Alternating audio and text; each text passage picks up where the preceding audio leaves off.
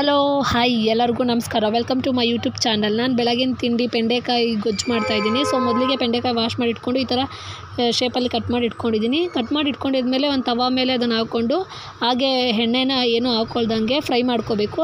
ನೀಟಾಗಿ ಸ್ವಲ್ಪ ಹುರ್ಕೋಬೇಕು, ಯಾಕಂದರೆ ಅದು ಲೋಳೆ ಥರ ಬರುತ್ತಲ್ಲ, ಸೊ ಅದು ಹೋಗಲಿ ಅಂದ್ಬಿಟ್ಟು ಈ ಥರ ನಾವು ಹುರ್ಕೊತೀವಿ.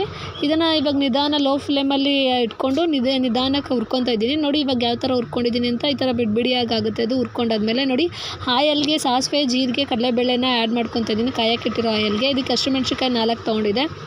ನಂತರ ಹಚ್ಚಿಟ್ಕೊಂಡಿರೋಂಥ ಆನಿಯನ್ ಕೂಡ ಆ್ಯಡ್ ಮಾಡಿಕೊಂಡು ಫ್ರೈ ಮಾಡ್ಕೊತಾ ಇದ್ದೀನಿ. ನೋಡಿ ಇಷ್ಟು ಫ್ರೈ ಮಾಡ್ಕೊಂಡಿದ್ದಾದ್ಮೇಲೆ ಏನು ಹಚ್ಚಿಟ್ಕೊಂಡಿದ್ದೋ ಟೊಮೊಟೊ ಹಣ್ಣು, ಸೊ ಅದನ್ನು ಕೂಡ ಇದರೊಳಗಡೆ ಆ್ಯಡ್ ಮಾಡ್ಕೊಬೇಕು. ಇದು Sushma Santosh Mandya YouTube channel. Colour ಸ್ವಲ್ಪ ಚೇಂಜ್ ಆದಮೇಲೆ ನೋಡಿ ಈ ಥರ ಮೀಡಿಯಮ್ ಕಲರ್ ಚೇಂಜ್ ಆದಮೇಲೆ ನೀವು ಆ್ಯಡ್ ಮಾಡ್ಕೊಳ್ಳಿ. ಜಾಸ್ತಿ ಹುರಿದ್ರೆ ಈರುಳ್ಳಿ ಎಲ್ಲ ಬೆಂದೋಗ್ಬಿಡುತ್ತೆ. ಸೊ ಹಾಗಾಗಿ ಇವಾಗ ನಾನು ಟೊಮೊಟೊ ಹಣ್ಣು ಆ್ಯಡ್ ಮಾಡ್ಕೊತಾ ಇದ್ದೀನಿ.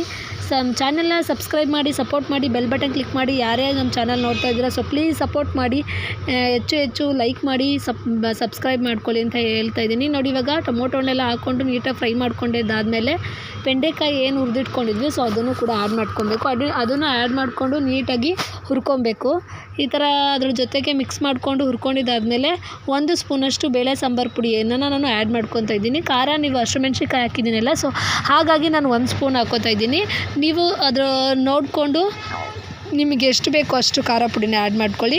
ಆ್ಯಡ್ ಮಾಡ್ಕೊಂಡಿದ್ದಾದಮೇಲೆ ಹುಣಸೆಹಣ್ಣು ರಸನ ಸ್ವಲ್ಪ ಆ್ಯಡ್ ಮಾಡ್ಕೊತಾ ಇದ್ದೀನಿ. ನೆನೆಸಿಟ್ಟಿದೆ, ಸೊ ನೆನೆಸಿಟ್ಟಿರೋಂಥ ಒಂದು ಅರ್ಧ ಹೋಳು ನಿಂಬೆಹಣ್ಣು ಅಷ್ಟು ಅದೇ ಸಾಕು. ಸೊ ಅದಕ್ಕೆ ಆ್ಯಡ್ ಮಾಡಿಕೊಂಡು ಸ್ವಲ್ಪ ನೀರು ಬಿಟ್ಕೊಂಡು ನೀಟಾಗಿ ಸ್ವಲ್ಪ ಬೇಯಿಸ್ಕೊತಾ ಇದ್ದೀನಿ. ನೋಡಿ ಬೇಯಿಸ್ಕೊಂಡಾದ್ಮೇಲೆ ರುಚಿಗೆ ಎಷ್ಟು ಬೇಕೋ ಅಷ್ಟು ಉಪ್ಪನ್ನ ಆ್ಯಡ್ ಮಾಡ್ಕೊಳ್ಳಿ. ರುಚಿಗೆ ಎಷ್ಟು ತಕ್ಕನಾಗಿರುತ್ತೋ ಅಷ್ಟನ್ನು ನೋಡಿ ನೀವು ಆ್ಯಡ್ ಮಾಡ್ಕೊಳ್ಳಿ. ಹಾಕ್ಕೊಂಡಾದ್ಮೇಲೆ ಇನ್ನೊಂದು ಸ್ವಲ್ಪ ಹೊತ್ತು ಬೇಯಿಸ್ಕೊತಾ ಇದ್ದೀನಿ. ಬೇಯಿಸ್ಕೊಂಡಾದ್ಮೇಲೆ ನಂತರ ಸ್ವಲ್ಪ ಸಿಹಿಗೆ ಬೆಲ್ಲನ ಆ್ಯಡ್ ಮಾಡ್ಕೊತಾ ಇದ್ದೀನಿ. ಅಂದರೆ ಹುಳಿ ಖಾರ ಸ್ವಲ್ಪ ಸಿಹಿ ಇದ್ದರೆ ಚೆನ್ನಾಗಿರುತ್ತೆ ಅಂತೇಳಿ ಹಾಕ್ಕೊತಾ ಇದ್ದೀನಿ.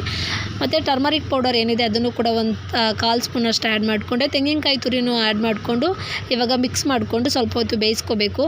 ನೋಡಿ ನೀಟಾಗಿ ಬೇಯಿಸ್ಕೊಂಡ್ರೆ ಚಪಾತಿ ಜೊತೆ, ರೊಟ್ಟಿ ಜೊತೆ, ಏನರ ಜೊತೆನಾದರೂ ತಿನ್ಬೋದು. ಇದನ್ನೇ ಬೇಕಿದ್ದರೆ ರೈಸ್ ಜೊತೆ ಕೂಡ ಮಿಕ್ಸ್ ಮಾಡಿಕೊಂಡು ತಿನ್ಬೋದು. ತುಂಬ ಚೆನ್ನಾಗಿರುತ್ತೆ. ನಾನು ತಿಂದಿದ್ದೀನಿ, ಅದಕ್ಕೆ ಸೊ ಹೇಳ್ತಾ ಇದ್ದೀನಿ. ಟೊಮೊಟೊ ಈ ಥರ ಬೆಂಡೆಕಾಯಿ ಗೊಜ್ಜು ಏನಾದರೂ ಉಳಿದ್ರೆ ಸೊ ನಾವು ರೈಸ್ ಜೊತೆ ಮಿಕ್ಸ್ ಮಾಡ್ಕೊಂಡು ತಿನ್ಕೋತೀನಿ.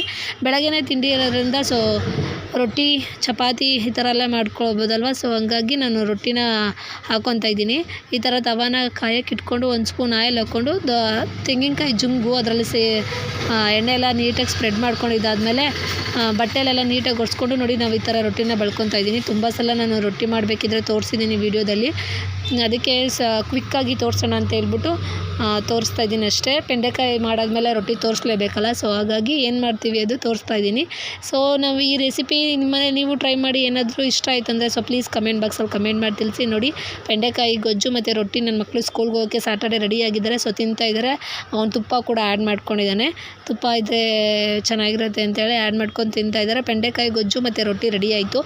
ನಮ್ಮ ಚಾನಲ್ನ ಹೆಚ್ಚು ಲೈಕ್ ಮಾಡಿ, ಸಪೋರ್ಟ್ ಮಾಡಿ, ಬೆಲ್ ಬಟನ್ ಕ್ಲಿಕ್ ಮಾಡಿ, ಶೇರ್ ಮಾಡಿ. ವಿಡಿಯೋ ನೋಡೋದಕ್ಕೆ